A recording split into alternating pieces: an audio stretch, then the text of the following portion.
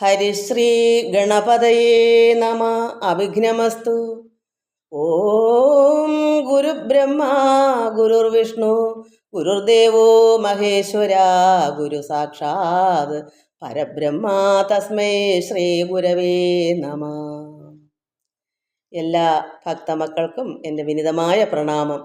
എല്ലാവർക്കും സമാധാനവും ശാന്തിയും ഈശ്വരകൃപയും പരമാത്മാവിൽ നിന്നുള്ള അനുഗ്രഹവും എല്ലാം ഉണ്ടാകണം. നമുക്കൊരു ഗായത്രി മന്ത്രവും ചൊല്ലാം, ആദിത്യ സ്തുതിയും ചൊല്ലിയിട്ട് നമുക്ക് യോഗവും സിദ്ധിയും. അത് യോഗം എന്ന് പറഞ്ഞാൽ പരമാത്മാവിൽ ചേരുക, ഈശ്വരനുമായിട്ട് ചേരുക, അത് യോഗി. അപ്പോൾ നമുക്ക് അതിന് വേണ്ടുന്ന ആദ്യമേ നമുക്ക് ഇത് ചൊല്ലാം, ഗായത്രി മന്ത്രം. ഓം ഭൂർഭുവസ്വഃ തൽസവിതുർവരേണ്യം ഭർഗോ ദേവസ്യ ധീമഹി ധിയോ യോ ന പ്രചോദയാത്. ഭൂലോകത്തും ഭൂർലോകത്തും സ്വർഗലോകത്തും, അതായത് ത്രിലോകങ്ങളിലും സർവത്ര വ്യാപിച്ച് നിറഞ്ഞിരിക്കുന്ന ആ ജ്യോതിസ് സർവ്വ ജീവജാലങ്ങളുടെയും ജനയിതാവായി, അതായത് സർവ്വ ജീവജാലങ്ങളുടെയും പിതാവായ ആ ജ്യോതിസായിരിക്കുന്ന പരമാത്മാവിനെ, അത് നമ്മുടെ ബുദ്ധിക്ക് പ്രചോദനം നൽകുന്ന ആ സ്വയം ജ്യോതിസിനെ നമ്മൾ ഉപാസിക്കുന്നു, പ്രാർത്ഥിക്കുന്നു, സ്തുതിക്കുന്നു. അപ്പം ആരെയാണ് നമ്മൾ സ്തുതിക്കുന്ന ഈ ലോകത്ത്? പരമാത്മാവായ ആ ജ്യോതിസിനെ. അതാണ് പരമാത്മാവായ കൃഷ്ണനായിട്ട് വന്നതും ശ്രീരാമനും എല്ലാം ആ ജ്യോതിസാണ്, ആ പരബ്രഹ്മമൂർത്തി തന്നെയാണ്. അപ്പോൾ നമ്മൾ ഭഗവാൻ കൃഷ്ണനെ എങ്ങനെ കാണണം?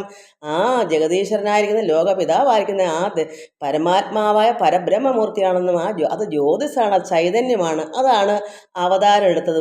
ഒരു മനുഷ്യ രൂപം എടുത്ത് വന്നു.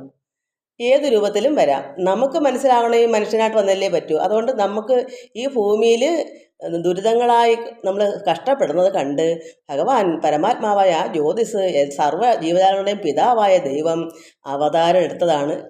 അങ്ങനെയാണ് നമ്മൾ ഹൈന്ദവരെല്ലാം വിശ്വാസവും, അതാണ് നമ്മുടെ പുരാണങ്ങളും എല്ലാം അതാ ഘോഷിക്കുന്നത്. അപ്പം നമുക്കും അതിനൊത്തു തന്നെ അതിൽ തന്നെ നമുക്ക് വളരണം, നമ്മളത് അറിഞ്ഞ് വളരണം. നമ്മളിലിരിക്കുന്ന ആ ജ്യോതിസ് ആ പരബ്രഹ്മമൂർത്തിയുടെ അംശമാണ്. അപ്പോൾ നമ്മളെല്ലാവരും ദിവസേന ഗായത്രി മന്ത്രം ചൊല്ലണം. അതുപോലെ ആ തേജസ്സാണ് ആദിത്യ ഭഗവാൻ, ആ ഭഗവാൻ നാരായണൻ അത് തന്നെയാണ്. അപ്പം നമുക്ക് ഇനി അത് ചൊല്ലാം. അതായത് ധ്യായേൽ സൂര്യ അനന്തശക്തികിരണം തേജോമയം ഭാസ്കരം ഭക്താനാം അഭയപ്രദം ദിനകരം ജ്യോതിർമയം ശങ്കരം ആദിത്യം ജഗദീശം അച്യുതമജം ത്രൈലോക്യ ചൂടാമണിം ഭക്ത അഭീഷ്ടവരപ്രദം ദിനമണിം മാർത്താണ്ഡം ആദ്യം ശുഭം ബ്രഹ്മാ വിഷ്ണും ച രുദ്രം ച ഈശ്വരം ച സദാശിവ പഞ്ചബ്രഹ്മമയാകാരായേന ജാത നമാമിതം കാലാത്മാ സർവഭൂതാത്മാ വേദാത്മാ വിശദോമുഖ ജന്മ മൃത്യു ജരാ വ്യാധി സംസാര ഭയനാശന ബ്രഹ്മസ്വരൂപ ഉദയേ മധ്യാഹ്നേതു സദാശിവ അസ്തകാലേ സ്വയം വിഷ്ണു ത്രയേ മൂർത്തിർദിവാകര ഏകചക്രരഥോ യസ്യ ദിവ്യ കനകഭൂഷിത സ്വയം ഭൗതുന പ്രീത പത്മഹസ്തോ ദിവാകര പത്മഹസ്ത പരം ജ്യോതി പരേശായ നമോ നമ അണ്ടയോനീ കർമ്മസാക്ഷിൻ ആദിത്യായ നമോ നമ കമലാസന ദേവേശ കർമ്മസാക്ഷിൻ നമോ നമ ധർമ്മമൂർത്തേ ദയാമൂർത്തേ തത്വമൂർത്തേ നമോ നമ സകലേശായ സൂര്യായ സർവജ്ഞായ നമോ നമ ക്ഷയ അപസ്മാര ഗുൽമാതി വ്യാധിഹന്ത്രേ നമോ നമ സർവജ്വരഹരം ചൈവ സർവരോഗനിവാരണം സ്തോത്രമേതൽ ശിവപ്രോക്തം സർവസിദ്ധികരം വരം. സർവസിദ്ധി ഉണ്ടാവും, സർവ്വരോഗങ്ങൾക്കും നാശമുണ്ടാവും, രോഗങ്ങളെല്ലാം മാറും, വ്യാധി, എല്ലാ ഭയങ്ങൾ, ഈ സംസാര ദുഃഖങ്ങൾ ഇതൊക്കെ ഒഴിച്ചു കളയാൻ ആദിത്യ സ്തോത്രം. അത് ആ ജ്യോതിസാണ് ഭഗവാൻ. ഈ ലോകം മൊത്തവും നിറഞ്ഞ തേജസ്സാണ് ആ ആദിത്യ ഭഗവാൻ. നമ്മുടെ ലോകപിതാവായ ദൈവത്തിൻ്റെ മാഹാത്മ്യം മനസ്സിലാക്കിക്കൊണ്ട് നമ്മളെല്ലാം രാവിലെ ഇതൊക്കെ ചൊല്ലണം. എല്ലാം നമുക്ക് വേണ്ടുന്നതാണ്. അതുകൊണ്ട് ഇത് വേണ്ടുന്നവർ ഇതെല്ലാം മനസ്സിലാക്കണം. നമുക്കിനി യോഗവും സിദ്ധി അതെല്ലാം ഇത് തന്നെയാണ്. ഈ പരമാത്മാവ് നമ്മുടെ ഉള്ളിൽ വസിക്കണം. ഈ പുറം മൊത്തവും ശോഭിക്കുന്ന ആ ചൈതന്യം നമ്മുടെ ഉള്ളിൽ ഉണ്ട്. പക്ഷെ നമ്മൾ തിരിച്ചറിഞ്ഞ് അതിനെ ശോഭിപ്പിക്കുമ്പോഴാണ് നമ്മളും ഇതുപോലെ ഈ പുറത്ത് എങ്ങനെ ശോഭിക്കുന്നു ഈ പ്രകാശം, അത് നമ്മുടെ ഉള്ളിലും ആ അഗ്നി ജ്വലിക്കണം. അതിനാണ് യോഗം. അപ്പോൾ ആ ഈശ്വരനെ, ആ തേജസ്സിനെ, ഈശ്വരൻ എന്ന് പറയുന്നത് ആ ചൈതന്യമൂർത്തിയായിരിക്കുന്ന ആ ജ്യോതിസ് അത് നമ്മുടെ ഉള്ളിൽ വ്യാപിക്കും. നമ്മളും അഗ്നി പോലെ തിളങ്ങണം. അതാണ് അഗ്നി വെച്ചാൽ നമുക്ക് ഈ തീയുടെ അഗ്നി എന്നല്ല അതിൻ്റെ ഉദ്ദേശം. നമ്മൾ പ്രകാശമുള്ളവരായി തീരുക. അറിവാണല്ലോ ഈശ്വരൻ. അറിയാത്തവർക്ക് എങ്ങനെ ഈശ്വരൻ്റെ ഒരു വെട്ടം എന്താണെന്ന് അറിയില്ല. അറിയുമ്പോഴാണ് നമുക്കത് അറിവെന്താ, അത് അറിയുമ്പോഴാണ് പരമാത്മാവ് എന്താണെന്ന് അറിയുന്നത്. അതാണ് നമ്മുടെ ഉള്ളിൽ വരണം. അറിഞ്ഞെങ്കിലേ അത് വരാൻ പറ്റൂ. അതിന് നമ്മൾ അറിവ് നേടണം. അറിവ് നേടുമ്പോൾ അറിവ് തന്നെയാണ് ഈശ്വരൻ. അത് നമ്മൾ മനസ്സിലാക്കി അതിനെ രുചിച്ചറിയുക. തേജസ് നമ്മൾ ചൈതന്യം നമ്മൾ ഉൾക്കൊള്ളുമ്പോൾ ഒരു മാഹാത്മ്യവും അതിൻ്റെ മഹത്വവും അതിൻ്റെ ഒരു രുചി എന്താ അനുഭൂതി നമ്മൾ മനസ്സിലാക്കുന്നതാണ്. അത് അറിഞ്ഞെങ്കിൽ മാത്രമേ നമുക്ക് പറ്റുള്ളൂ. എല്ലാ അറിവും വന്നെങ്കിലേ തേജസ് എന്താണ്, അതിൻ്റെ രുചി എന്താണ്, അതിൻ്റെ മാഹാത്മ്യം എന്താണ്, പരമാത്മാവിൻ്റെ ചൈതന്യം ആനന്ദ സ്വരൂപനാണെന്നും ആനന്ദത്തിൽ നമ്മൾ അത് അനുഭവിച്ചറിയുമ്പോഴാണത് പറ്റത്തുള്ളൂ. അത് നമുക്ക് അറിയാത്തത്തോളം കാലം നമ്മൾ എന്തറിയാനാ? ഇതെല്ലാം എന്താ നമ്മൾ അറിഞ്ഞെങ്കിലല്ലേ പറ്റത്തുള്ളൂ. അറിഞ്ഞു വരുമ്പോൾ നമ്മൾ ആ രുചി, ആനന്ദാനുഭൂതി നമ്മൾ മനസ്സിലാക്കും. അതാണ് അതാണ് ഈശ്വരൻ. തേജസ്, അനുഭൂതി, അതൊരു ഒരു വല്ലാത്തൊരു അനുഭൂതിയാണ്. അത് നമ്മൾ മനസ്സിലാക്കിയെടുക്കുന്നൊരു കാര്യമാണ്, അനുഭവിച്ചറിയുന്നൊരു കാര്യമാണ്. അതൊക്കെ ആകാനാണ് നമ്മളിതൊക്കെ പഠിക്കുന്നത്. നമുക്കത് വായിക്കാം. ഇനി അത് യോഗസിദ്ധി നമുക്ക് വായിക്കാം. നമ്മൾ കഴിഞ്ഞ പ്രാവശ്യം ശ്രമിക്ക നീ നിന്നുടെ പാടവം പോലെ അടക്കമോടും ശരിയാം വിധത്തിൽ തപിക്ക നക്തം ദിവം ഏതുമേ വിശ്രമിക്കല വാനവ വംശദീപ. അത് അമരനായി തീരേണ്ട, അതാണ് ഭഗവാൻ പരമാത്മാവ് അമൃതരൂപ ആനന്ദമല്ലേ. അപ്പം നമ്മളും ആനന്ദ സ്വരൂപത്തിൻ്റെ മക്കളല്ലേ. അതുകൊണ്ടാണ് അമരപ്രവീര വാനവ വംശദീപ ഇതൊക്കെ പറയുന്നത്. നമ്മളെ അവിടുത്തെ കുഞ്ഞായിട്ട് പരമാത്മാവിൻ്റെ കുട്ടിയല്ലേ. അപ്പോൾ നമ്മളെ അങ്ങനെ സംബോധന ചെയ്യുന്നത്. അച്ഛനെ പോലെ മകനെ പേരിട്ട് വിളിക്കില്ല, മകൻ്റെ പേരിട്ട് അച്ഛൻ്റെ പേര് അവസാനം ഇടൂല. അതുപോലെ തന്നെയാണ് നമ്മളും അമൃതമാണ്, ആനന്ദത്തിൻ്റെ കുട്ടികളല്ലേ. അതുകൊണ്ട് ഇങ്ങനെയാണ് ഇവിടെ പറയുന്നത്. അപ്പോൾ നമുക്ക് എന്ത് വേണം? വിശ്രമം എടുക്കാതെ.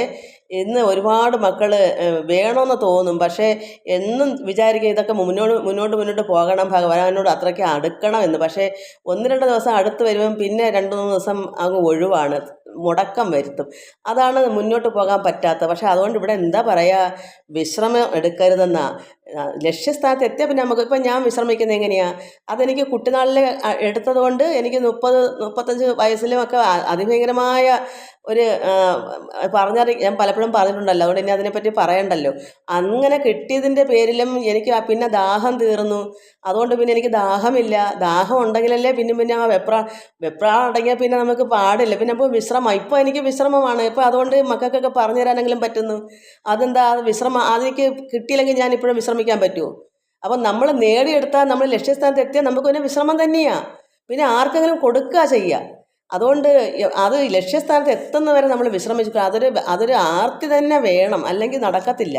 ഇട്ടഴയ്ക്ക് ഏതൊരു കർമ്മവും അങ്ങനെയല്ലേ. നമ്മൾ ഈ ലോകത്തിലുള്ള ജോലികളായാലും നമ്മൾ ഇട്ടഴച്ച് ചെയ്താൽ ഒരിക്കലും അത് തീരുമോ? മടുത്തു പോകത്തില്ലേ? അപ്പോൾ അത് നല്ല ആവേശത്തോടുകൂടി ഒരു ജോലി ചെയ്തെങ്കിലേ അത് പെട്ടെന്ന് തീരുകയുള്ളൂ. അതുപോലെ ആവേശം കൂടുമ്പോൾ നമുക്ക് എന്ത് ജോലിയും നിഷ്പ്രയാസം തീർക്കാൻ പറ്റും. നമുക്ക് ഈ ലക്ഷ്യം എന്ന് പറഞ്ഞാൽ നമ്മുടെ ആർത്തി പോലെയാണ് തൃപ്തിപ്പെടുത്തുന്ന ഭഗവാൻ. അതുകൊണ്ടാണ് വിശ്രമം എടുക്കരുത്. ഇത് തുടങ്ങിയാൽ നമ്മൾ അതിനുവേണ്ടി തന്നെ പ്രയത്നിക്കണം. എല്ലാ ജോലിയും അതിനിടയ്ക്കൂടാണല്ലോ. ഞാനും ആ സമയത്ത് കഠിനാധ്വാനത്തിനിടയ്ക്കൂടെയാണ്. അപ്പോൾ അന്നത് നേടിക്കൊണ്ടിരിക്കുന്നത് എല്ലാം കൊണ്ടും വിശ്രമമായി. ഈ ലോകത്തിലെ ജോലി ആണ്. ഈ വയസ്സായ നമുക്കിത് നടക്കത്തില്ല. അതിന് ആരോഗ്യവും മനസ്സമാധാനവും ശരീരക്ലേശങ്ങളും ഇല്ലാതിരിക്കണം. നമുക്ക് വയസ്സ് കഴിഞ്ഞാൽ ശരീരത്തിന് ക്ലേശങ്ങളാണ്. പിന്നെ നമുക്കിങ്ങനെ ആത്മാവിൽ നിറയ്ക്കാനോ ആനന്ദമായിട്ട് പ്രാർത്ഥിക്കാനോ ഒന്നും പറ്റത്തില്ല. നല്ല സമയത്ത് തന്നെ അതെടുക്കണം. അതുകൊണ്ട് ഇപ്പം എൻ്റെ ഭക്തമക്കളെല്ലാം 60-നും 50-നും എല്ലാം ഇടയ്ക്ക് മുമ്പോട്ട് പോകുന്നവരാണ്. അപ്പോൾ ചിന്തിച്ചോണം സമയം കഴിഞ്ഞു പോയി എന്ന്. അതുകൊണ്ട് ആവശ്യമുള്ളവർക്ക് ഇത് അത്യാവശ്യമായിട്ടും ആർത്തിപൂണ്ട് ചെയ്തേ പറ്റൂ മക്കളെ. അതുകൊണ്ട് എന്താണ് വിശ്രമം എടുപ്പതിന് നിന്റെ യാത്രാന്തം ഇനിയും അഹോ ബഹുദൂരമാകിൽ. ഈ വിശ്രമം എടുത്താൽ എന്ത് വരും? യാത്രയ്ക്ക് അറ്റം എത്താൻ നമുക്ക് അതിനൊരു എന്നുവെച്ചാൽ അവസാനം ലക്ഷ്യം വേണ്ടേ? അത് യാത്ര അന്തമായി അതിന് ഇനിയും ബഹുദൂരമാകിൽ. കാരണം എന്താ? ദൂരം ഒരിക്കലും കരകയറാൻ പറ്റാത്തതാണ്. നമുക്ക് ലക്ഷ്യസ്ഥാനം എന്നും ചുമ്മാ ജോലി ചെയ്യും, പക്ഷെ ഒരിക്കലും പൂർത്തീകരിക്കത്തില്ല. അതെന്താ കാരണം? നമുക്കുള്ള മടുപ്പ് കൊണ്ടാണ്, അലസത കൊണ്ടാണ്. നമുക്ക് ആവേശം ഉണ്ടെങ്കിൽ മാത്രമേ എന്തും മുന്നോട്ട് പോകുള്ളൂ. അതുകൊണ്ട് യാത്രയ്ക്ക് ഒരുപാട് ദൂരം ഉണ്ടെന്ന് തോന്നും. നമുക്ക് ലക്ഷ്യസ്ഥാനത്ത് ധ്യാനിച്ച് യഥാർത്ഥത്തെ ഏതാ നമ്മുടെ ലോകം, ലോകത്തെത്താൻ അവിടെ എത്തുന്നതിന് താമസം എടുക്കുന്ന എന്താ? നമുക്കുള്ള ഊർജിതക്കുറവ്. അപ്പോൾ നമ്മൾ മടുത്ത് മറ്റ് പലതിലേക്ക് ശ്രദ്ധ പോകുമ്പോൾ ഇതിന് ശ്രദ്ധ കുറയും. അതുകൊണ്ടാണ് യാത്ര അന്തം ഒടുക്കം അത് ദൂരമാകിൽ പന്ഥാവത് അഗ്നി നടുവേതവ ദുസ്സഹം വൻ കയ്പാണു ജന്മം അതിദീർഘവുമാണ് യാത്ര. അപ്പോൾ എന്താണ്, നമുക്ക് ഭയങ്കര വിഷമമാണ്. അത് ദൂരം കൂടിക്കൂടി വരികയും ചെയ്യും. നമുക്ക് കയ്പേറിയ ദിനങ്ങളായിരിക്കും. എന്താണ്, ഇതും നടക്കുന്നില്ല അതും നടക്കുന്നില്ല, ഈ ലോക ജോലികളും മറ്റും എല്ലാം ഒരുമാതിരി ഇട്ടടച്ച് ചെയ്യുമ്പോൾ യാതൊരു കാരണവശാലും നമുക്ക് സുഖം കിട്ടത്തില്ല, മനസ്സിനും സമാധാനം കാണത്തില്ല. അതുകൊണ്ട് നമ്മുടെ ജീവിതം കയ്പായി മാറും. നമുക്ക് ഈശ്വരങ്കിലേക്കുള്ള ആ പിടുത്തം നന്നായി പിടിച്ചാൽ നമുക്ക് ഈ ലോക ജീവിതം സുഖകരമായി പോകും. നമുക്ക് കയ്പില്ലാത്ത ഒരു ജീവിതവും നയിക്കാം, മധുരമായ ജീവിതം കിട്ടും. അല്ലെങ്കിൽ എന്ത് വരും, കയ്പാണ് ജന്മം, കയ്പാണ് ജന്മം അതിദീർഘവുമാണ് യാത്ര. അപ്പോൾ ഒരുപാട് നമുക്ക് 90 വയസ്സായാലും നമുക്ക് എത്തപ്പെടാൻ പറ്റത്തില്ല, നീണ്ടു പോകും. അതിനെ ആ ഒരു നല്ലൊരു സമയത്ത് തന്നെ അതിനെ എത്തിപ്പിടിച്ചാൽ അത് നമുക്ക് വിശ്രമമാണ്, പിന്നെ ആനന്ദമാണ്. പിന്നെ അവിടെ വിശ്രമം വെച്ചാൽ നമുക്ക് പിന്നെ ആനന്ദിച്ചുകൊണ്ടിരുന്നാൽ മതി, പിന്നെ പ്രയത്നിക്കണ്ടല്ലോ. കാരണം കിട്ടിക്കഴിഞ്ഞാൽ പിന്നെ നമുക്ക് ഇപ്പം വയറ് നിറച്ച് ആഹാരം കഴിച്ചു, പിന്നെ ആ ആഹാരത്തിനെ പറ്റി നമ്മൾ ചിന്തിക്കത്തേ ഇല്ലല്ലോ എന്ന് പറയുന്നത് പോലെ വിശപ്പ് വന്ന ആഹാരം കഴിക്കുക. അതുകൊണ്ട് നമുക്ക് ആവശ്യമുള്ളപ്പോൾ നമുക്ക് എന്തും ഇതിൽ കൂടെ കിട്ടും, അത് ഇല്ലാതെ പോകത്തില്ല. അപ്പം നമുക്ക് പിന്നെ ആവശ്യമുള്ളപ്പോൾ നമുക്ക് വിശപ്പിന് ആഹാരം കഴിക്കുന്നത് പോലെ നമുക്ക് വിശ്രമമാണ് വേണ്ടുന്ന സമയത്ത് എപ്പോഴും അത് വന്നുകൊണ്ടിരിക്കും. നമുക്ക് പ്രയത്നിക്കേണ്ട, അത് നമുക്കിപ്പോൾ വേണോ അതിപ്പോൾ തന്നെ വരും.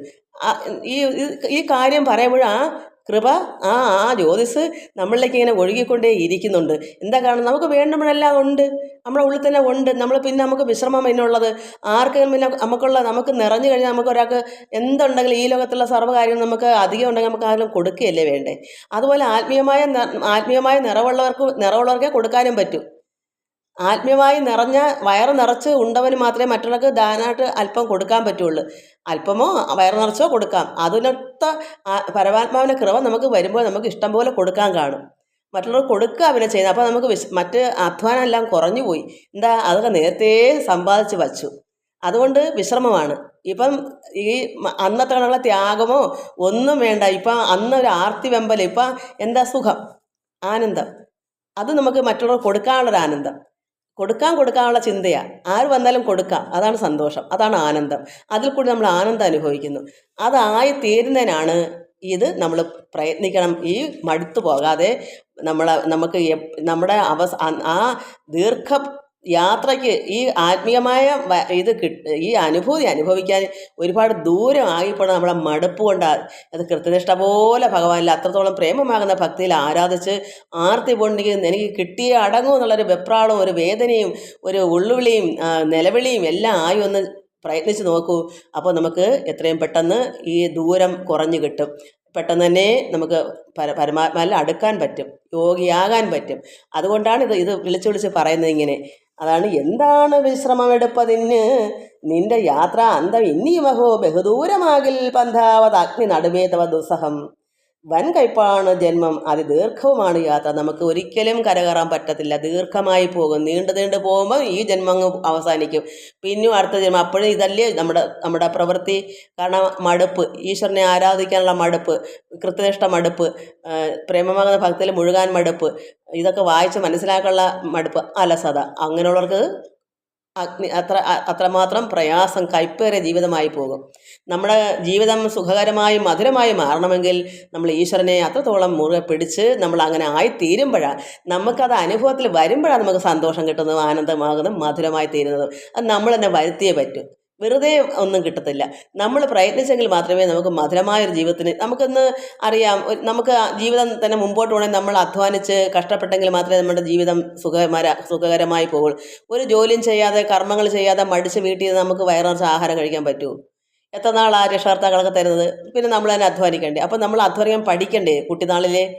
അതുപോലെ ആത്മീയവും കുട്ടിനാളിലെ പഠിക്കണം. എന്നാലേ എൻ്റെ പരുവത്തിലൊരു 60, ഇപ്പം എനിക്ക് അതൊക്കെ കഴിഞ്ഞ് ഞാൻ കുറച്ച് വർഷം കൊണ്ട് ആനന്ദം അനുഭവിച്ചുകൊണ്ടിരിക്കുകയാണ്. എനിക്കിപ്പം ദാഹമില്ല. ദാഹം 40 വയസ്സായപ്പോഴേ തീർന്നു. അന്ന് കിട്ടിയ ആ അനുഭൂതി ഇപ്പോഴും ഞാൻ സുഖിക്കുന്നു, ആനന്ദിക്കുന്നു. അത് മറ്റുള്ളവർക്ക് കൊടുക്കാനാണ് എനിക്കിപ്പോൾ ആനന്ദം. അപ്പോൾ അതാണ് വിശ്രമം. ഇപ്പോൾ നമ്മൾ സന്തോഷകരമായിരുന്ന് നമ്മളെ ആരും ഭരിക്കാൻ വന്നാൽ അവരെ വെട്ടി തുണ്ടമാക്കി വിടുകയും ചെയ്യും. ആരാ? പരമാത്മാവ്. നമ്മുടെ ഉള്ളിൽ വസിക്കുന്ന പരമാത്മ ചൈതന്യം അത് നമുക്ക് എന്തെങ്കിലും അലോസരം വിഘ്നപ്പെടുന്ന രീതി മറ്റാരെങ്കിലും വന്നാൽ പോലും, കാരണം ഈ അവസ്ഥ എത്തിയ ഒരാൾക്ക് കുടുംബമാണെന്ന് പറഞ്ഞ് മറ്റുള്ളവർ നമ്മളെ വിഷമിപ്പിക്കാൻ വന്നാൽ അവർ തന്നെ അത് മനസ്സിലാക്കി പഠിച്ച് പാഠമായി മാറും. നമുക്ക് അതിലൊന്നും വിഷമം തോന്നത്തില്ല. കാരണം എന്താ, നമ്മളെ നയിക്കുന്നത് പരമാത്മാവാണല്ലോ. അപ്പോൾ അദ്ദേഹം നോക്കിക്കൊള്ളുമല്ലോ. നമുക്ക് ഉപദ്രവമായിട്ട് വരുന്ന ആരെയായാലും അദ്ദേഹം നോക്കിക്കൊള്ളും. അതുകൊണ്ട് നമുക്ക് അതിൽ ഭയക്കേണ്ട കാര്യമില്ല. അതുകൊണ്ട് എല്ലാം കൊണ്ടും നമുക്ക് ഇത് മനസ്സിലാക്കണം. പ്രാർത്ഥന എപ്പോഴും നമ്മൾ എന്തും ജോലി ചെയ്യുമ്പോഴും നമുക്ക് സമയം കളയണ്ട. നമുക്ക് നാക്കുകൊണ്ടല്ലേ ഭഗവാനെ പ്രാർത്ഥിക്കുന്ന, മനസ്സല്ലേ അവിടെ ചെല്ലേണ്ടത്. കർമ്മങ്ങൾ ചെയ്തുകൊണ്ടിരിക്കുമ്പോഴും അതൊരു പൂജയായി നമുക്ക് ഭഗവാനിൽ അർപ്പിക്കാമല്ലോ. അതുകൊണ്ട് ഇങ്ങനെയൊക്കെ വന്നെങ്കിൽ മാത്രമേ അത് വരത്തുള്ളൂ. ഭക്തി വർദ്ധിച്ചു. കാരണം നമ്മൾ 1 മണിക്കൂർ ഇരുന്ന് പ്രാർത്ഥിച്ചു, 2-3 മണിക്കൂർ അധ്വാനമുള്ള ജോലിയുണ്ട്. അപ്പോൾ നമ്മൾ ഈ പ്രാർത്ഥന അങ്ങ് വെള്ളത്തിൽ വരച്ച വര പോലെ അങ്ങ് പോയാൽ പിന്നെ അത് ഒന്നേന്ന് എടുക്കണ്ടേ. പക്ഷേ ആ കർമ്മങ്ങൾ ചെയ്യുമ്പോഴും അത് ഉള്ളിൽ വേണം. പശുക്കൾ പുല്ല് തിന്നിട്ട് അയവിറക്കുന്നത് പോലെ നമ്മൾ മറ്റ് ജോലികൾ ചെയ്യാൻ പോകുമ്പോൾ ഞാൻ എന്നെ ആനന്ദം അനുഭവിച്ച് നാമമൊക്കെ ചൊല്ലി ഭഗവാനെ വീണ്ടും വീണ്ടും ആ നാമങ്ങളിങ്ങനെ ഉരുവിട്ടുകൊണ്ടിരിക്കുമ്പോൾ കർമ്മങ്ങൾ ചെയ്യുകയും ചെയ്യാം, ജോലികൾ ചെയ്യുകയും ചെയ്യാം. അപ്പോൾ നമ്മുടെ ഉള്ളിൽ നിന്ന് ആ പരമാത്മ ചൈതന്യത്തെ വിട്ടു പോകത്തില്ല. അതേസമയം നമ്മൾ 1 മണിക്കൂർ ഇന്നില്ലാതെ പ്രാർത്ഥിച്ച് സുഖമായി പ്രാർത്ഥിച്ച് സന്തോഷമായിട്ട് ഇരുന്നിട്ട് എഴുന്നേറ്റങ്ങ് പോയിട്ട് വീണ്ടും ഈ ലോകചിന്തയിലേക്കുള്ള കർമ്മവും ചെയ്ത് അതിൻ്റെ മനസ്സ് അതിലോട്ടും അങ്ങ് പോയിരുന്ന ഈ പ്രാർത്ഥനയോടും വല്ല ഫലമുണ്ടോ? അതില്ല. കൃത്യനിഷ്ഠ വല്ല തേയിലിട്ടൊരു ചായ കുടിച്ചാൽ അപ്പോഴത്തെ ഒരു ആശ്വാസം, പിന്നെ അടുത്ത ചായ കുടിക്കാൻ നേരത്ത് തേയിലിട്ടെങ്കിൽ ഇതങ്ങനെയല്ല. എപ്പോഴും അതിൽ തന്നെ ആ രുചി, ആ പ്രാർത്ഥന, ആ കടുംചായയുടെ രുചി, ഞാൻ നല്ലൊരു ചായയാണല്ലോ കുടിച്ചത്, അത് അടുത്ത നേരം ചായ കിട്ടുവോളം നമ്മൾ ആ ചായയുടെ രുചി മനസ്സിലിരിക്കണം. അപ്പോൾ പിന്നെ വൈകിട്ടൊരു ചായ കുടിക്കുമ്പോൾ ആ രുചി അത്രയും മണിക്കൂർ അതിൽ തന്നെ ആ ഔഷധം.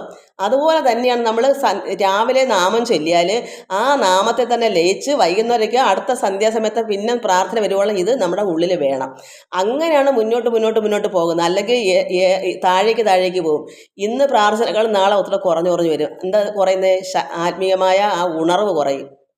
കുറേ അലച്ചിട്ട് കാര്യമില്ല, കുറേ നാമം ചെല്ലിട്ട് കാര്യം, ആ ഉണർവ് ഉള്ളിൽ വേണം. അപ്പോൾ ഉണർവ് ഉള്ളിൽ വേണം. ഇല്ല രാവിലത്തെ ചായയുടെ ഉണർവ്, ചായ കുടിക്കുന്ന കാര്യമാണേ, അതൊരു ഉദാഹരണം പറഞ്ഞാന്നേ. അപ്പോൾ അത് നമ്മൾ അടുത്ത നേരത്തെ ചായ കുടിക്കുമ്പോൾ നമ്മുടെ ആ ഉണർവ് ഉള്ളിൽ വരുന്നത് പോലെ രാവിലത്തെ നാമം ചെല്ലത്തിന് ആ ഉണർവ് എപ്പോഴും വൈകിട്ട് നാമം ചൊല്ലക്കത്തിനകത്ത് വരെ ഇരിക്കണമെങ്കിൽ നമ്മളെ ഉള്ളിൽ അത് മനസ്സിലിങ്ങനെ ഭഗവാനുള്ള ചിന്ത വേണം. ഏത് ജോലിയോ ചെയ്തോ അപ്പോഴെല്ലാം നമുക്ക് ഭഗവാനുള്ള ചിന്ത ഇടയ്ക്ക് ചിലപ്പം ചില സമയത്ത് വിട്ടു പോയാലും ഉടനെ ഭഗവാനി എന്നുള്ള ചിന്ത വന്നാൽ മതി. ആ ചിന്ത വരുമ്പോൾ നമ്മുടെ ഉള്ളിൽ പിന്നെ വേണ്ടാത്ത ഒന്നും വരത്തില്ല, വേണ്ടാത്ത ആലോചന വരത്തില്ല. നമ്മളെ കർമ്മങ്ങൾ നമ്മളെല്ലാം ചെയ്തേ പറ്റൂ.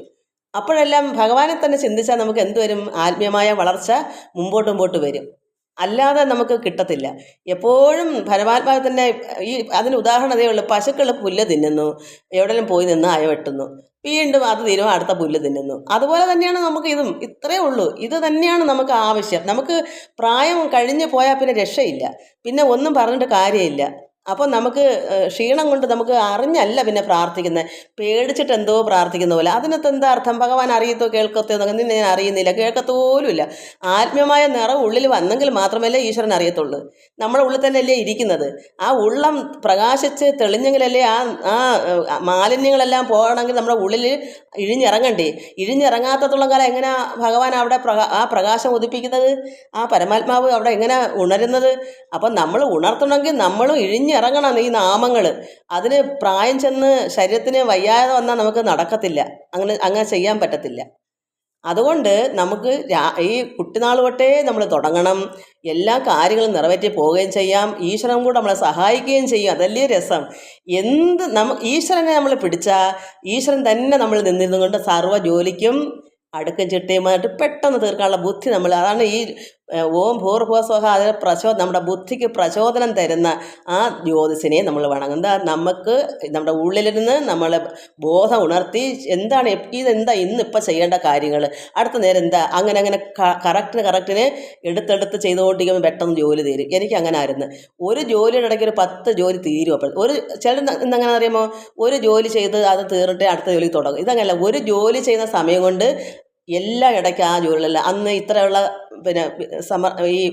എന്താ പറയുക, ഇന്ന് നമുക്ക് എല്ലാം യന്ത്രത്തിനകത്താണല്ലോ.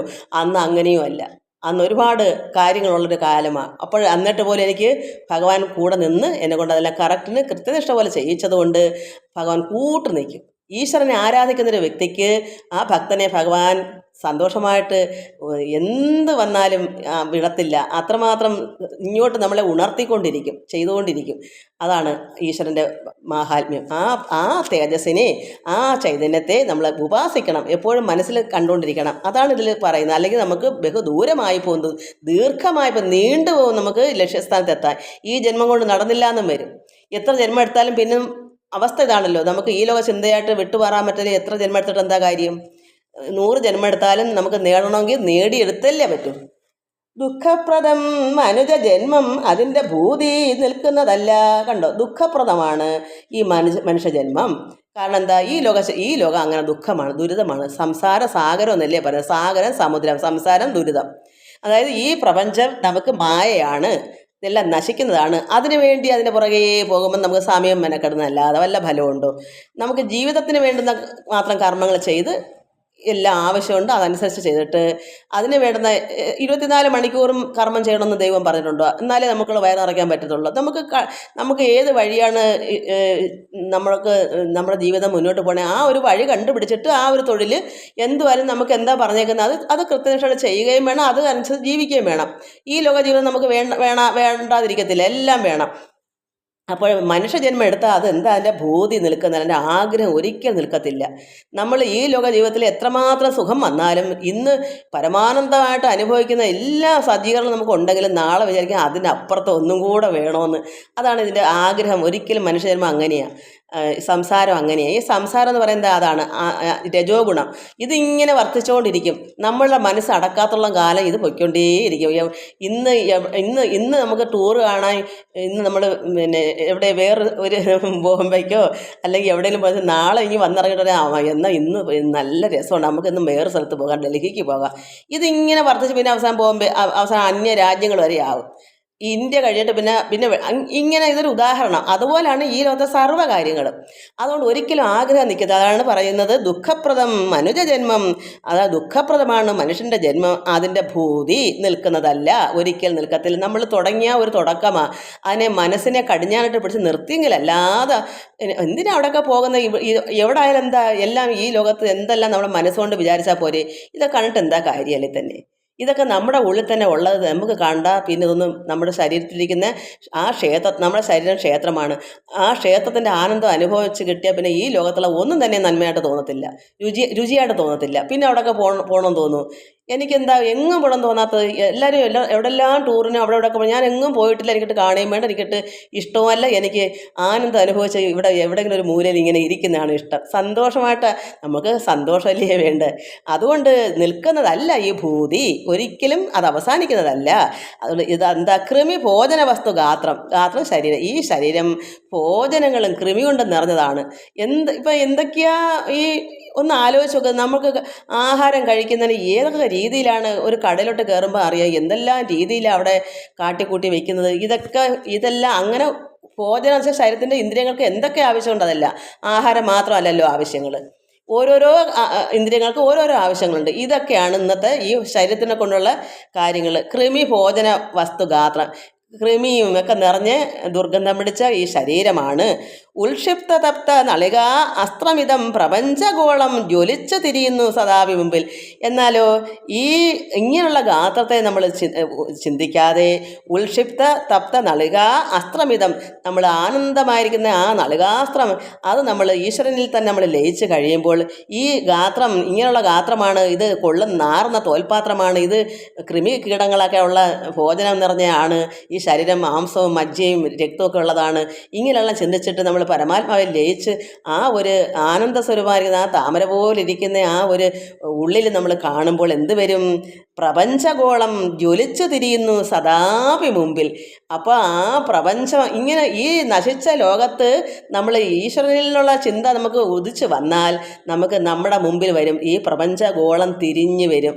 പ്രപഞ്ചഗോളം ജ്വലിച്ചു തിരിയുന്നു സദാപി മുമ്പിൽ. നമ്മുടെ മുമ്പിൽ ഈ പ്രപഞ്ചത്തിലെ ഈ ഗോളം എങ്ങനെ ജ്വലിക്കുന്നത് അത് നമ്മുടെ മുമ്പിൽ വന്ന് നിൽക്കും, നമ്മളിലും അത് വ്യാപിക്കും. എന്താ, ഈ കൃമികീടമായിരിക്കുന്ന ഈ ഭോജനങ്ങൾ നിറഞ്ഞ ഈ ശരീരത്തെ ചിന്തിക്കാതെ അത് അത് എത്ര ചിന്തിച്ചാലും വരച്ചാലും അത് മാറത്തില്ല. അതുകൊണ്ട് നമ്മളതിനെ മാറ്റി ഈശ്വരങ്ങളിലേക്കുള്ള വഴി തിരിച്ചു വെച്ചാൽ നമുക്ക് എന്ത് വരും? ഈ ലോക ജീവിതം നടന്നു പോവുകയും ചെയ്യും. നമുക്കുള്ള മുമ്പിൽ എന്ത് വരും? ജ്വലിച്ച് നിൽക്കും. ഈ പ്രപഞ്ചഗോളം ജ്വലിച്ച് തിരിയുന്നു, സദാപി നിൻ്റെ മുമ്പിലേക്ക് തിരിയുന്നു, നന്മ കൊണ്ട് നിറയ്ക്കുന്നു ഈശ്വരൻ. അത് നമ്മുടെ ആ പ്രപഞ്ചത്തിൻ്റെ ശക്തി അങ്ങനെയാണ്. നമുക്ക് അതിനെ ആവാഹിച്ച് ഈ പ്രപഞ്ചം നമുക്ക് ആകർഷണമായിട്ട് എടുക്കാം. ഈ ഭക്തി കൊണ്ട്, പ്രേമമാകുന്ന ഭക്തിയിൽ ഇതെല്ലാം നമ്മളിലേക്ക് വ്യാപിക്കും. അതിന് വേണ്ടുന്ന കർമ്മം നമ്മൾ ചെയ്യണം. അല്ലാതെ ഈ ശരീരത്തിനെ സുഖിച്ചു പറ്റിയിരുന്ന ഈ ജന്മം എത്ര ജന്മം എടുത്താലും നമുക്ക് ഒരിക്കലും കരകയറാൻ, ഈ ലോകത്തുനിന്ന് കരകയറാൻ പറ്റാത്ത അവസ്ഥയിൽ കഷ്ടപ്പെട്ട് എന്ത് ചെയ്യും? അത്രമാത്രം പ്രയാസങ്ങളാണ്, അതിദൂരമാണ് ആ യാത്ര. അവിടെ ലക്ഷ്യസ്ഥാനത്ത് എത്താനുള്ള യാത്രയ്ക്ക് ദീർഘമായി പോകും, നീണ്ടുപോകും നമുക്ക് ആർത്തിയില്ലെങ്കിൽ. അപ്പം ഇതെല്ലാം ഈ ലോക ചിന്തകളെല്ലാം മാറ്റിവെക്കുന്ന വെച്ചാൽ എന്താണ്? മനസ്സിൽ നിന്ന് അങ്ങോട്ടൊന്ന് മാറ്റിയിട്ട് എന്താ വെച്ചാൽ കർമ്മങ്ങളെല്ലാം ചെയ്യുമ്പോഴും ആ മനസ്സിൽ എന്താ വേണ്ടേ? ഈശ്വരാരാധന വേണം. നമ്മൾ കൃത്യനിഷ്ഠയായിട്ട് പ്രാർത്ഥിക്കുമ്പോൾ ആ പ്രാർത്ഥനയിൽ കൂടി തന്നെ വേണം മറ്റു കർമ്മങ്ങളൊക്കെ ചെയ്യുമ്പോഴും ഭഗവാനുള്ള ചിന്ത വിട്ടുപോകരുത്. ഉറക്കെ പ്രാർത്ഥിക്കണം എന്നല്ല എൻ്റെ അർത്ഥം. ആ ഒരു ലയം, ഹൃദയം, അയ്യോ ഇന്ന കർമ്മമാണ് നമ്മളിപ്പോൾ ചെയ്യുന്നത്. അപ്പോഴും നമ്മളെ മനസ്സിൽ ഭഗവാനെ ഇതെല്ലാം അങ്ങാണ് ചെയ്യുന്നത്, ഇത് ഞാനായിട്ട് ഒന്നും തന്നെ ചെയ്യുന്നില്ല. അപ്പോഴും ഇതെല്ലാം ഭഗവാന്റെ പൂജയാണ്. അപ്പോഴൊരു മൂളിപ്പാട്ട് പാടാൻ പരമാത്മാവിനെ പറ്റിയുള്ള, അല്ലെങ്കിൽ ഇപ്പം സിനിമാ ഗാനമായാലും നമുക്ക് പാടുന്നതിനൊന്നും കുഴപ്പമില്ല. പക്ഷേ ഈശ്വരനുള്ള ചിന്ത, അപ്പം ദേവി ശ്രീദേവി തേടി വരുന്നു ഞാൻ നിൻ ദേവാലയവാതിൽ തേടി വരുന്നു ഞാൻ. അപ്പോൾ അതിൻ്റെ അർത്ഥം എന്താ? അമ്മയെ തേടി ആ ദേവാലയവാതിൽ നമ്മളിങ്ങനെ ഇരിക്കുക. അപ്പോൾ അത് ആനന്ദമല്ലേ? സിനിമ ഗാനമാണെന്ന് പറഞ്ഞിട്ട് കാര്യമുണ്ട്. നമുക്ക് ചിന്ത മാറ്റി പിടിച്ചാൽ മതി. ഇപ്പം എന്ത് പാട്ട് പാടലും നാഥ നീ വരൂ, കാലൊച്ച കേൾക്കുവാൻ കാതോർത്തു ഞാനിരുന്നു. അറിയില്ല പാട്ട്. അപ്പം നാഥ പരമാത്മാവേ നീ വരുന്ന ഓർത്ത് ഞാൻ കാതോർത്തിരിക്കുന്നു. ഈശ്വരനെ നമ്മൾ കാതോർക്കത്തില്ലയോ? എപ്പോഴാ എൻ്റെ ഹൃദയത്തിലേക്ക് ഇറങ്ങി വരുന്നത്? അപ്പോൾ ആ സിനിമ ഗാനം എന്ന് പറഞ്ഞിട്ട് കാര്യമുണ്ടോ? നമ്മുടെ മനസ്സ് ചിന്ത മാറ്റി പിടിച്ചാൽ പോരെ? അതുകൊണ്ടൊരു സിനിമ കണ്ടെത്തിലെന്താ? അതിലും കുഴപ്പമൊന്നുമില്ല. നമുക്കും അതിനകത്ത് കാണുന്ന വേണ്ടാത്തതിനെ മാറ്റിയിട്ട് നന്മയുണ്ടെങ്കിൽ അത് നമുക്ക് ഉൾക്കൊള്ളാമല്ലോ. അതുകൊണ്ട് ഞാനൊരു കാലത്ത് സിനിമ അല്ലെങ്കിൽ സീരിയലായാലും എന്തെങ്കിലും കണ്ടിട്ടുണ്ടെങ്കിൽ ഞാൻ അങ്ങനെ ഉൾക്കൊള്ളുമായിരുന്നു. നന്മ എടുത്തിട്ട് തിന്മയെ മാറ്റിയെടുക്കുമായിരുന്നു. ഇന്നത്തെ ജനങ്ങൾക്ക് അത് പറഞ്ഞിട്ട് കാലം. ഇന്നത്തെ കുട്ടികളൊക്കെ തിന്മയുണ്ടെങ്കിൽ അത് നോക്കിയെടുക്കും, നന്മയൊക്കെ അവർക്ക് അറിയില്ല. അതാണ് ഇന്ന് കാലം മാറിപ്പോയി. നമ്മളൊക്കെ ഒന്ന് കാണുമ്പോൾ ദുഷ്ടത്തരം കണ്ടാൽ ദൈവമേ ഇവനോ ഒരു ദുഷ്ടൻ, അവനെ അത് ചെയ്യണം, ഇത് നമ്മൾ പറയത്തില്ലേ? അത് നമ്മുടെ മനസ്സിൻ്റെ ആ ഒരു അത് കഥയാണെന്ന് നമ്മൾ ചിന്തിക്കില്ല. ആ കാലത്ത് പ്രത്യേകിച്ച് ഞാനൊരു സിനിമ കാണാൻ പണ്ട് ഇവിടെ വന്നിറങ്ങി പോയപ്പോൾ അവിടെ അടിയോ ഇടിയൊക്കെ ആയിരുന്നു. ഞാൻ അന്ന് രാത്രി ഇവിടെ നിന്ന് ഉറങ്ങിയിട്ടില്ല, ആ ഇടിയെ തന്നെ ആയിരുന്നു. കാരണം പിന്നെ ഞാൻ പോയിട്ടില്ല. അപ്പോൾ നമുക്കന്ന് അറിയില്ല ഇത് കഥയാണെന്നൊന്നും. ഞാനങ്ങനെ സിനിമ കാണാറുള്ള രീതി ഞാനതൊക്കെ ഒറിജിനലാക്കി അങ്ങ് വെച്ചു. അപ്പോൾ അന്നത്തെ കാലത്ത് എനിക്ക് അത്രയ്ക്കുള്ള ബോധമൊക്കെ ഉള്ളൂ. അതുകൊണ്ട് നമ്മുടെ മനസ്സാണ്, എന്ത് കണ്ടാലും മനസ്സാണ്. നമുക്ക് ഇപ്പം നല്ലൊരു സംഗീത കച്ചേരി കേട്ടാലും അത് സംഗീത കച്ചേരി എന്ന് വെച്ചാൽ ഈശ്വര എല്ലാം പരമാത്മാവിൻ്റെ സംഗീതം എന്ന് പറയുന്നത്. അവിടെ ആനന്ദിക്കാം. എന്താണ്? പരാൽ പരാൽ പരമേശ്വര പാർവതീപതേ ഹര പശുപതേ പരാൽ പരാൽ പരമേശ്വര പാർവതീപതേ ഹര പശുപതേ. അപ്പം പാർവതിയുടെ ഭർത്താവായ ഭഗവാനെ, പരമേശ്വരനെ, പരാൽ ഈ ലോകം മൊത്തവും ഇരിക്കുന്ന ഭഗവാനെ ആകുമ്പോൾ നമ്മൾ ചിന്തിച്ച് ആ സംഗീതമാണെന്ന്, ആ സംഗീത കച്ചേരിയില്ല ഈശ്വരൻ്റെ എല്ലാം ഉള്ള അത്രമാത്രം ഭക്തിപരമായ നാമങ്ങളാണ്. അതായത് ശിവലോ ബ്രഹ്മലോ ശിവകേശവാതുലലോ ശിവലോ ശിവലോകവും ബ്രഹ്മലോകവും ഇങ്ങനെയൊക്കെയുള്ള നാമങ്ങളാണ്. രാമനന്നു ബ്രോവരാ വേമകോലോകാഭിരാമനന്നു ബ്രോവരാ. അതിനകത്താണ് ശിവലോ ബ്രഹ്മലോ ശിവകേശവാതുലലോ പ്രേമമിറാചലങ്കയുണ്ടു വിരുദു വഹിഞ്ചിന സീത మెప్పులకై కన్నతాపునపు పడగు విరవికి తప్పు పనలు లేగయుండ్ ത്യാഗരാജ വിനുത സീത രാമനന്നു ബ്രോവരാ. എനിക്കറിയത്തില്ല പാട്ട്, അച്ഛൻ പാടുന്ന കേട്ടുള്ളതാ, അർത്ഥങ്ങളൊന്നും അറിയില്ല, എന്തൊക്കെയോ ഭാഷ വേറെയാണ് മക്കളെ. ആ ശീമലോന്ന കണ്ട അതിൻ്റെ ആ ഭാഷ, ഞാനത് ശിവ ആണല്ലോ, അത് ഞാൻ അങ്ങനെയൊക്കെ അങ്ങ് പാടും. എനിക്ക് അത് അർത്ഥം വേറെ എന്തെങ്കിലും ആണെങ്കിൽ ഞാൻ എൻ്റെ മനസ്സിൽ എൻ്റെ ഇഷ്ടമുള്ള അർത്ഥത്തിൽ അങ്ങ് പാടും. നമ്മുടെ ആനന്ദമല്ലേ, നമുക്ക് ഭക്തിയല്ലേ വേണ്ടേ. അപ്പോൾ പരമാത്മാവായ ശിവലോകം, ബ്രഹ്മലോകം, ഇങ്ങനെയൊക്കെയുള്ള മനസ്സിലാക്കാൻ നമുക്ക് എന്ത് ഭക്തി അതിലുണ്ടാകുന്നത്, എന്ത് പാട്ടിലും ഉണ്ട്. അതുകൊണ്ട് എല്ലാം അങ്ങനെ നമ്മൾ ചിന്തിച്ചാൽ ആത്മാവിൽ നിറയാൻ എന്തൊരു എളുപ്പമാണ്. സിനിമ കാണുമ്പോഴും എളുപ്പമുണ്ട്, നാടോടി പാട്ട് കേട്ടാൽ അതിലും ഉണ്ട് എല്ലാം. കാരണം പരമാത്മാവായ ശിവൻ കുറവനും കുറത്തിയായിട്ട് വന്നില്ലേ പാർവതി. അപ്പം നമ്മൾ എന്തിനെ മാറ്റി നിർത്താൻ പറ്റും? എല്ലാത്തിലും നന്മയുണ്ട്. ആ നന്മയായിട്ട് നമ്മൾ എടുത്താൽ മതി. നമ്മുടെ മനസ്സാണ് അതിലൊക്കെ ആവശ്യം. നമ്മുടെ മനസ്സ് എപ്പോഴും ഈശ്വരനിലേക്ക് പോയാൽ മതി. എന്തും നമുക്ക് കാണുമ്പോൾ അവിടെയും ഭഗവാൻ ഒന്ന് ചിരിക്കുന്നൊരു കാര്യം, ഒരു തമാശ കണ്ട് ഭഗവാനെ ചിരിച്ചാലും നമുക്ക് അയ്യോ അത് കണ്ടുമ്പോൾ ചിരിച്ചാൽ ഭഗവാനെ, അപ്പോൾ ആ ഉള്ളിൽ ഭഗവാൻ അതിനകത്ത് ചിരിച്ചോളും. നമുക്ക് അങ്ങനെ മതി. എല്ലാം നമ്മൾ അങ്ങനെ കണ്ടാൽ നമുക്ക് ഒരു പ്രയാസമില്ല, നമുക്ക് എത്രയും പെട്ടെന്ന് സാക്ഷാത്കാരം നേടാൻ പറ്റും. അങ്ങനെ വരുമ്പോൾ കാണാതെല്ലാം എന്തായി വരും? സിനിമ കണ്ടാൽ അതിലും പരമാത്മാ ഇതെല്ലാം ലോകത്ത് വെച്ചേക്കുന്ന ഈശ്വരനില്ലേ. ആദ്യത്തെ നടനാരാ? പരമശിവനാ നടനം ചെയ്തേക്കുന്ന. എന്നുവെച്ചാൽ അഭിനയിച്ച് കുറവനും കുറത്തിയായിട്ട് വന്ന അഭിനയമല്ലേ. പരമാത്മാവ് യഥാർത്ഥത്തിൽ കുറവനും കുറത്തിയാണോ, വേടനും വേടത്തിയാണോ? അപ്പോൾ അങ്ങനെ നോക്കുമ്പോൾ ആദ്യത്തെ നടനാരാ? ഈശ്വരനല്ലേ, ശിവനല്ലേ. അപ്പോൾ അവിടെ സിനിമയ്ക്ക് എന്തെങ്കിലും കുഴപ്പമുണ്ടോ? ഈ ലോകത്ത് എല്ലാം വേണം, എല്ലാം പിന്നെ ആത്മീയം തന്നെ അങ്ങ് ആയാൽ ഈ ലോകത്ത് പിന്നെ ജനങ്ങൾ കാണാതിരിക്കത്തില്ലയോ? ഈ ആഗ്രഹങ്ങളുണ്ടെങ്കിലേ ജീവിതം മുന്നോട്ട് വരത്തുള്ളൂ, ജനനങ്ങളുണ്ടാവുള്ളൂ. അപ്പം നമ്മൾ എല്ലാ ആഗ്രഹം വെടിഞ്ഞങ്ങ് പോയാൽ പിന്നെ ഈ ലോകത്ത് മനുഷ്യനില്ലാതെ മൃഗങ്ങൾ മാത്രമായി പോകും.